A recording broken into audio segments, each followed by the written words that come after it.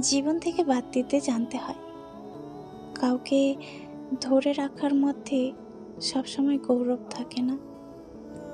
আপনি হয়তো ভাবছেন জীবনে যা হয় হয়ে যাক, তবুও মানুষটাকে ধরে রাখি, সম্পর্কটাকে বাঁচিয়ে রাখি। নিজেকে নিঃশেষ করে তাকে ধরে রাখতে যাবেন না। যে যে চায় না থাকতে, তাকে ছেড়ে দিন। আপনার আবেগ, অনুভূতি, ভালোবাসাগুলো বড় দামি। যার কাছে এগুলোর সম্মান পায় না, তাকে আঁকড়ে ধরে রাখা মানে নিজের সাথে বোকামি করা।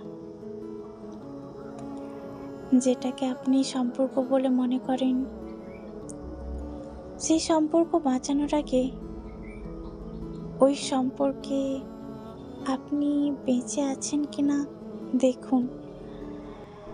যদি না থাকেন, তাহলে তাকে ছেড়ে দিন। জীবনে কিছু মানুষকে ছেড়ে দিয়ে পালিয়ে বাঁচতে হয়।